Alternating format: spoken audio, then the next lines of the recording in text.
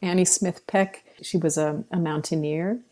She was the first woman to climb the Matterhorn in pants that she designed herself, because women up to then had done it in ankle length petticoats.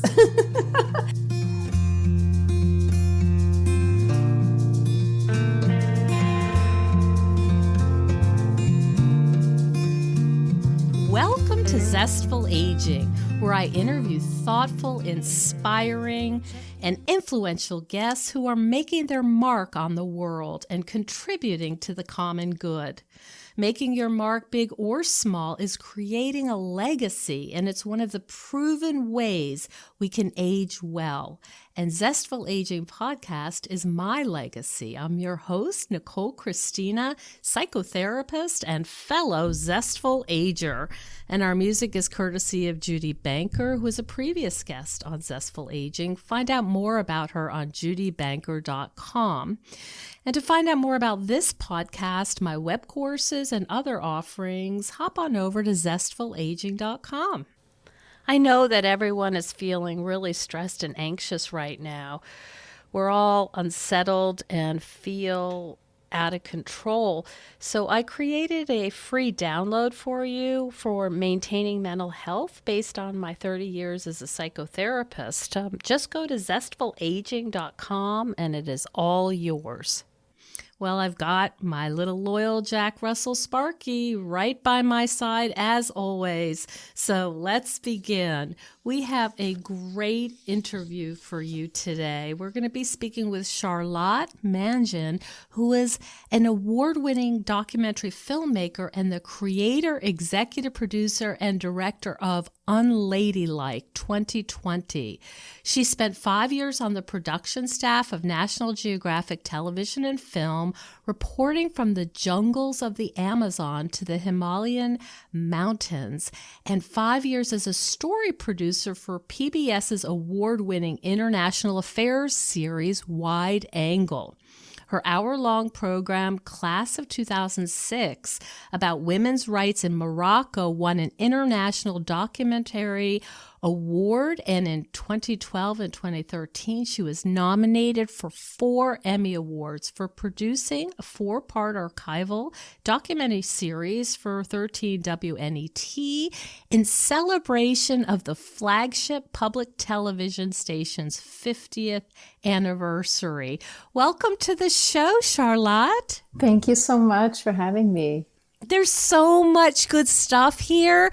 I'm just reading. I'm like, I want to know more about that. I want to know more about this and this and this and this. I've had a really fun life. Yes. It's so much great stuff. And I've said this before, but I literally feel so fortunate to be able to talk to people like you who are doing such important and creative work. So I'm thrilled to have you.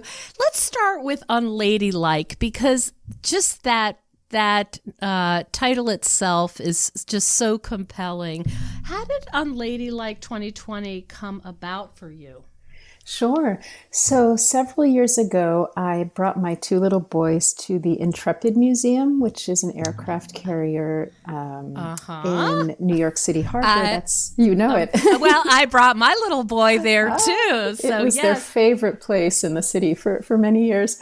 So it's been turned into an air and space museum, and we happened to go on a day that a children's book author was doing a book signing about a story called Soar Eleanor, based on the true life of Eleanor Smith, who in the 1920s was the youngest licensed pilot in the world. She got her license at age 16. And the men at her airfield on Long Island didn't believe that a girl could fly. And so they dared her to fly under a bridge. You may know this was the time when barnstorming, all these crazy aerial stunts was all the rage. It was, there was no commercial airlines yet. And it was post-World War II. And it was post-World War I. And really the only way to make a living as a pilot was to do stunts. So she flew under all 4 bridges of the East River to really prove herself to them, and went on to become this extraordinary test pilot, broke a number of endurance records, late in her career, actually worked with NASA on flight simulators.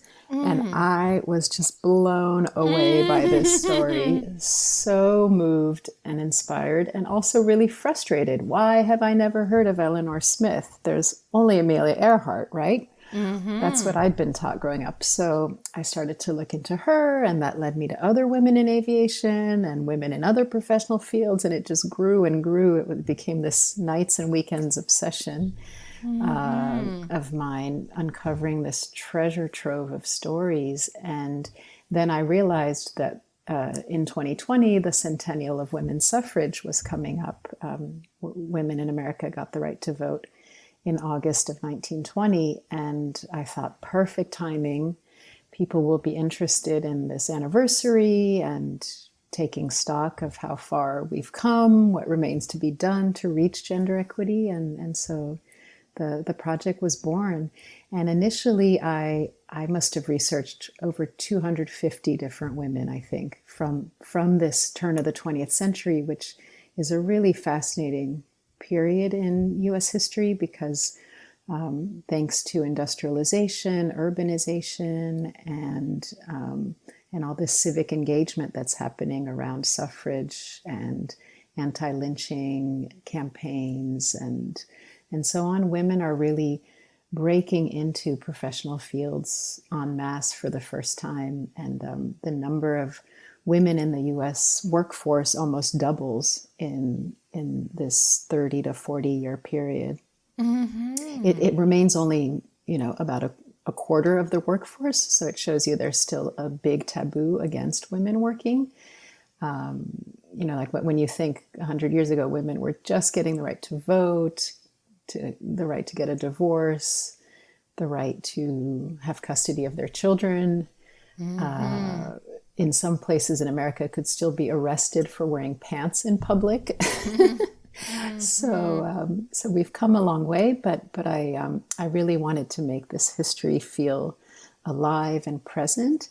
And archive was quite limited because I intentionally chose women who had not necessarily made it into the history books, little known or unsung heroines. And so early on, I decided to work with an artist who created this gorgeous animation to fill in the visual gaps and also make the black and white photography look really alive and animated. I was going to ask you about that because it's quite different than, say, a Ken Burns approach. You see these colors and it almost has sort of a psychedelic feel to it. Yes, a lot of swirling, very colorful. Color. Beautiful. Thank you. We really wanted to make this have intergenerational appeal and especially reach youth who are in need of role models, and it's actually being used in classrooms. We worked with PBS Learning Media, which is Public Media's educational platform. It reaches 1.6 million educators around the country, and we've created lesson plans for middle and high school social studies and history classrooms. And I'm so excited to know that a new generation of kids will actually grow up learning about about these women. The artist was someone who she's a longtime friend and had never worked on a media project before. She really comes from the fine art world of museums and galleries, but I love her style, and she really brought this very signature look. And in addition to the artwork, we chose to edit the films in a very dynamic, syncopated way. We're not doing the very long pan or zoom into a picture the way Ken Burns, since you mentioned him, does. Just trying to keep the story moving and keep you engaged. And we chose early on to make them shorts. It was really conceived as a digital first project to make it really accessible and give you these little short stories, little bursts of inspiration. Initially, we wanted the films to be 5 to 7 minutes, but they all ended up being 9 to 12 because it proved impossible to tell these really rich and compelling stories in so little time. So they really lent themselves more to a 10-minute short story. And the 10 minutes goes very fast, I will say, having had the chance to watch some of them. So, there's a bit of a problem here, which is you're looking for, when you were doing this project, unsung heroines. And if they're unsung, they may be hard for a filmmaker to learn about. How does one go about finding these women who have not been celebrated or particularly written about? So I lived for weeks in the New York Public Library, flipping through now out of print encyclopedias and biographies. But you're right, some of these women, no biographies have been written about them. They are all now on Wikipedia, which is really exciting to me. And, some information, if you really dig deep, is available online. And we early on put together an academic advisory board of 8 historians of this turn of the 20th century period who have different expertise that really reflect the diversity of the women that we ended up choosing. So we have a scholar of African American history, Jewish American history, Asian American history, Native American, Latina studies, and LGBTQ. We really wanted to portray America in all its diversity, and so they really helped me narrow down this long list of, I had this massive matrix spreadsheet that I shared with them where I was tracking all of the women, their professions, their dates, their geography, their accomplishments, and also looking at how much archive and biographical detail was known about their lives. And from there, they helped me narrow it down to, I think, a short list of 50 women. And in the end, our distribution partner, American Masters, the biography series on PBS, chose to do 26 of them for the 26 weeks between the start of March, Women's History Month, and August 26th, which this year, 2020, was the actual 100th anniversary of suffrage, the date that the 19th Amendment was written into the Constitution. And so they were releasing them one a week. So we were on this crazy tight schedule, and having to deliver a film a week. It was really exhausting, but so inspiring. I loved every minute of it, and I was living and breathing these women's lives. And there's so much here because I have this image of you, and I don't know if this is really how it happened, but of you being in the New York Public Library, sort of unearthing this and on a treasure hunt to find these women who had been forgotten. That's exactly right. Yes. And then in the course of my research, the New York Times launched their Overlooked series, where they're publishing obituaries about women and people of color who didn't get them when they died and should have. And the New York Times has actually since published obituaries about, I think, 4 of the women that I featured. So it's very exciting to see that they're really finally getting their moment. Oh, it sounds like there's so much going on. Perhaps the frustration that they haven't been celebrated earlier, but then, it's just the thrill and excitement of bringing them back, bringing them to life so people can know them even though it's after their death. Did you have families reaching out to you and saying, thank you for bringing my, whoever it is, auntie, mom, sister to life? At this point, it's actually often the grandchildren, great-grandchildren, or even great-great-grandchildren, because these women lived over 100 years ago. But well, we went out of our way to try to track down descendants whenever possible. So I got to interview several family members of some of these women. And then others we reached out to for archival because, they've kept some imagery in their own private family collections. But no one has come forward that I didn't already outreach to yet. But that will be exciting if so. And then, obviously we interviewed the biographers or historians who intimately knew the stories of these women, and they've been so excited to have their scholarship presented, to the mainstream. Oh, it sounds, and also I can hear in your voice sort of the joy of it and the satisfaction and seeing this come to life. And I'm going to ask you a question, and I'm sure you've been asked before, and I know it's like saying, which of your children do you like better? But can you talk about a couple of your favorites, a couple of the women, perhaps their stories that have most resonated with you?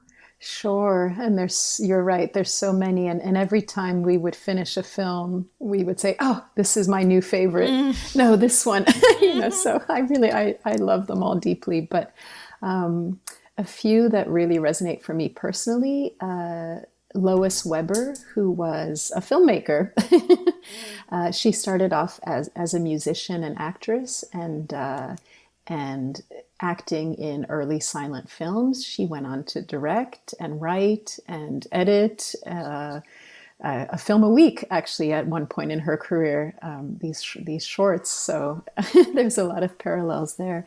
And she was actually the first woman member of the Directors Guild, the first woman to direct a feature-length film. Wow. She opened her own film studio in the early years of Hollywood in the 19-teens and was really a luminary of the silent film era. And then as Hollywood started to become more commercial, and these big conglomerate studios opened up, she sort of got pushed out of the industry along with many other women. When she was active, actually more than half of the screenwriters in Hollywood were women.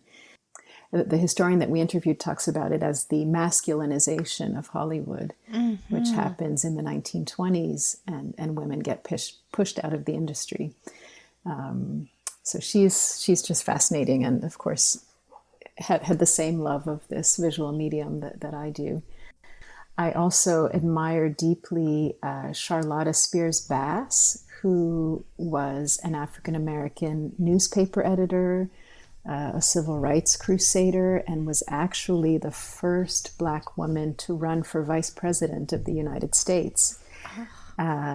So almost 70 years before Kamala Harris, there was Charlotta Bass running in 1952 on the Progressive Party ticket. So she's really extraordinary, and she was facing death threats and I can imagine, and the Klan showing up outside the office of her newspaper. She was so courageous. Hello, everyone. I wanted to tell you about a product I've been using lately for aches and pains that's really helped me, and I've been singing it from the rooftops.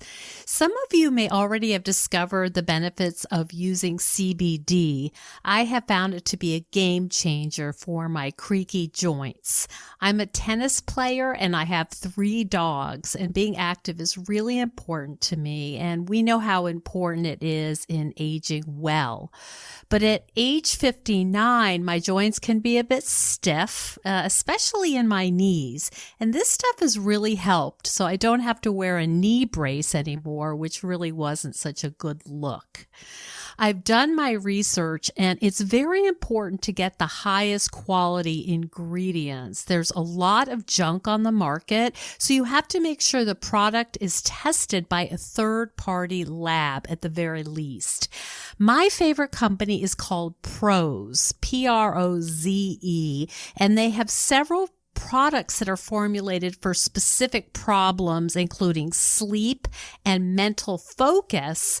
Lately, I've been using the performance gum called Yippies and the Nods, which helps me sleep and tastes very cinnamony. If you go to their website, prose.com, and enter the coupon code ZESTFUL, you're going to get 15% off. I highly recommend trying it out. I think you're really going to be surprised how effective it is, and I would love some feedback from you on how it works. Again, the website Prose, PROZE.com. Coupon code is ZESTFUL. Thank you. Now back to the show. Oh, also Margaret Chung, who was the first American-born Chinese woman doctor, who is presumed now by biographers to perhaps have been a lesbian, because some letters have been found, some correspondence has been found between her and two known lesbians that might have indicated some intimate relations. But it's very hard for historians to know that 100 plus years later, because people would not necessarily have identified as lesbian, and homosexuality was a crime, so they would have certainly hidden it. I see. But she never married, and she was so independent. And early on in her medical career in med school, actually started dressing like a man and going by the name Mike. And because of her race and gender, found it very difficult to find a residency, but eventually did train under a doctor who trained a lot of women as surgeons, actually. And Margaret Chung went on to open her own practice and start the first hospital in San Francisco's Chinatown, where she served as the main surgeon and ran the OBGYN and pediatric unit. And just seems to have had so much flair. and the courage is just unbelievable. Yes, that's the theme that runs through all of these stories, and that's what I mean by unladylike. They were bucking the social norms of what being a lady was expected at the time. You were supposed to be home taking care of your husband and your children's needs. In some states, there were actually laws on the books preventing a married woman from working, and all of these women just had so much boldness and refused to take no for an answer. And you have already exhibited your own boldness before this came out by doing your stories, reporting from the Amazon to the Himalayas. And it's not like you've stayed home behind your laptop. And I'm wondering if your project, this particular project, has it changed you at all? Or have you always been this kind of woman? What a wonderful question. I actually grew up very shy and insecure. And I feel like it's taken this lifetime, I'm now in my mid-40s, to become the unladylike woman that I am. I think I must have more boldness than I give myself credit for, because I did, hike the Himalaya and the Amazon in my mid-20s on film shoots for National Geographic. I've crossed the Atlantic Ocean on a sailboat. So I've done some very... That's another episode, risky Charlotte. Things, I know. We're going to call that Risk-Taking by Charlotte, and we're just going to...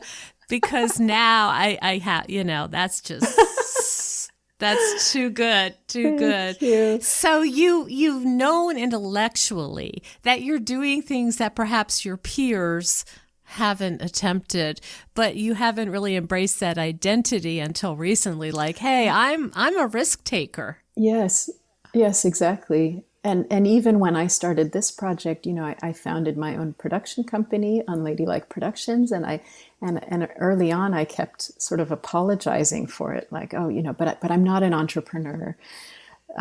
My brother, when I was growing up, used to call me Miss Sorry, because I would walk into a room and immediately apologize for something. I'm sorry I'm late. I'm sorry I didn't do this, or I didn't do that, or I look like this, or I look like that. So yes, a lot of insecurity growing up, and it took years of therapy and kind of stripping away all of these stories that were in my own head about my own imperfections, to realize, like, wait a minute, I matter and I belong. What am I believing here? Yes, there's no need to apologize for anything, and I'm doing good work in the world, and I'm kind, and I'm but I feel like it's probably going to be a lifetime journey for me to like truly embody this unladylike spirit. But these women have definitely given me a lot of hope. They're your mentors. They are. Yeah, I feel their wind at my back, kind of pushing me to do more. Like if Annie Smith Peck, she climbed not the Himalaya, but she was a mountaineer. She was the first woman to climb the Matterhorn in pants that she designed herself, because women up to then had done it in ankle length petticoats. Oh. And she went on to be the first person to climb the highest peak in Peru, one of the highest peaks in the Western Hemisphere. And so I think, like, wow, if she and those women who were doing it in petticoats could climb the mountains they did, I should be able to do anything. Mm-hmm. Oh my goodness. Yeah, I'm just thinking about how things have changed. It's so it's exciting, and there's more, of course, to do.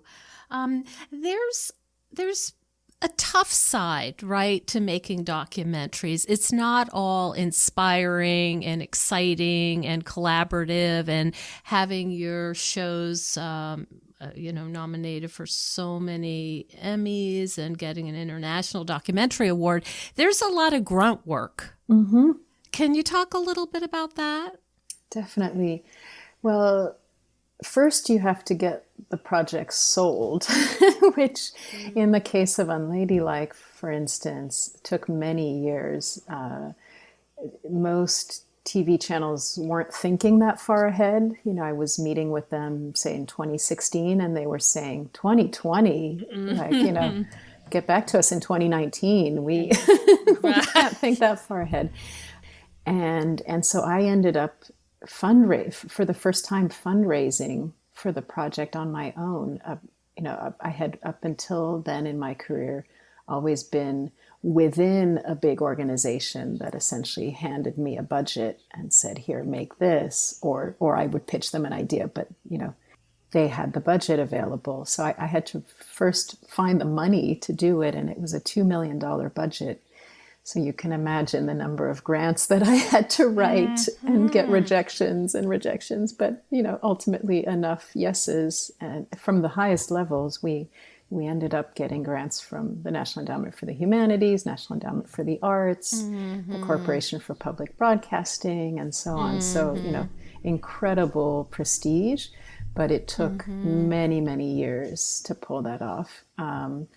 And then the actual filmmaking itself, I had to put together a team, women-led. We had three men and I think 22 women on the team, which was so much fun. But, managing that many people, some of whom didn't necessarily have the level of experience that I thought they had when I hired them.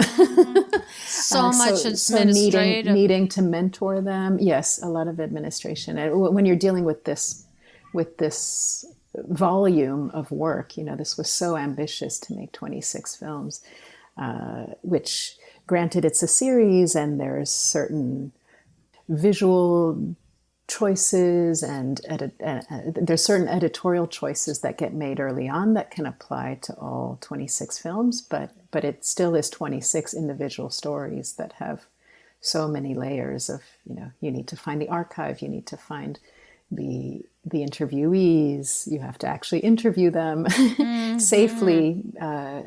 Thankfully, we finished most of them prior to COVID, but then we had to figure out how to edit remotely during COVID, which was a whole other layer of complications. A couple of members of the team actually got sick with COVID in the spring. Oh my goodness. Others lost loved ones to it. So there were so many, human dramas happening behind the scenes. And you have two little ones of your own. I do. Yes, I do. How does that work? It ended up being very helpful that I was stuck at home, because I was able to both care for them and work nonstop sort of at the same time. But I did not get much sleep this past year. I'm finally catching up now. But, filmmaking is about problem solving constantly. Like, you should just assume that things are going to go wrong because it's so complex, and there's so much technology involved and human error involved, and needing to triangulate so many different schedules and locations and this and that, and lay on top of it the financial limitations you're working within. You're just constantly problem solving, and it's very complicated, but really interesting to, as a process. And I love how it allows me to become a mini expert in a subject matter for a period of time, and then move on to whatever my next curiosity is, and also get to vicariously live other people's lives. I'm always amazed at how welcoming people are to allow us into their lives with cameras and share their story and trust us with being truthful and entrust us with being true to their life story. Mm-hmm. Do you have any advice for women who are in middle age, who are, I don't know, shy, but who know that they have so much life ahead of them, but starting to realize that there's quite a bit of life behind them, and wanting to do something that feels important, that feels significant, that leaves some kind of legacy, but they're afraid because they don't know how to start? How would you guide them, or what advice might you give them who are sort of, it sounds like developmentally, kind of parallel to where you've been? Mm-hmm. Well, of course, it all starts in the home. So if these women are mothers or aunts or have or teachers, or have some way to start mentoring the next generation, I think that is a huge step. Sharing your wisdom and values with youth. It's an election year, so it's hard for me not to think like, go out and vote, of course, but also, I don't know, volunteer to be, it's hard during COVID to be an election worker or be door knocking, but there's so many ways to get engaged politically. Join a community center, or take a pottery class or a dance class, or, find a community that of like-minded people. I recently, having completely stopped exercising during the making of Unladylike, because, as you mentioned, I between raising my children and trying to make these 26 films, there was no time for me. I recently started exercising again with these Peloton workout videos, and it's been great, and it feels so good to take care of myself. So I would say, yeah, take care of yourself first, give back to the next generation, and get engaged in the artistic, cultural, or political pursuits that you feel passionate about. Yes, that's great advice, and actually scientifically backed, right? How to age well is being engaged and involved and curious. Charlotte, how can people find out more about your beautiful work? So all of the films can be streamed on our website, which is unladylike2020.com. As well as on the PBS website at pbs.org/unladylike2020. And in addition to the films, we've created biographies, timelines, and a list of additional resources, a sort of bibliography about each of the women, so you get a chance to learn more. There's these lesson plans that are tailor-made for remote learning. Good. And we're also on social media at Unladylike2020 or hashtag Unladylike2020 PBS. Okay. All right. That is lovely. What an inspiration. And thank you so much. Oh, there's so much more to say, but we'll have to leave I'm sure that. We could keep talking for hours. I think so. But I know your boys are keeping themselves busy, and we'll end it there. Thank you so much for being on this show, Charlotte. Thank you Mangin. for having me. It was a real treat. Thanks. And I can't wait to see what you come up with next. Thanks. I'm hopeful there might be a season 2 on Ladylike 2022, let's say, but it will all depend on fundraising once again. So yeah, I'm not totally sure what I'll be doing next, but we know it's going to be sure to be exciting. Hey everyone, I wanted to tell you about a powerful new tool that supports your mental and emotional health in what are extremely trying times. And you may remember that I've been a psychotherapist for 30 years, and I'm always a little suspicious of products that claim to help us feel less anxious, depressed, or worried. But then I was introduced to a new kind of app called Cope Notes, and I have become a big fan. Cope Notes was developed by a guy who spent a lot of his life trying to figure out what might help support him through his own weekly psychotherapy sessions. Cope Notes is an app that gives you random texts through the day to break through some of the negative messages that might be repeating in your head. It's well researched and has been adopted by many mental health facilities. I highly recommend it. I think we can all use a little support right now. So check out copenotes.com/zestful. I will receive a small portion of those proceeds. And I'd love to hear your feedback about how it works for you. Thank you so much for joining us on Zestful Aging.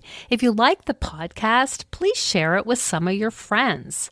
I love to hear from my listeners. Send me an email at NicoleChristina.com.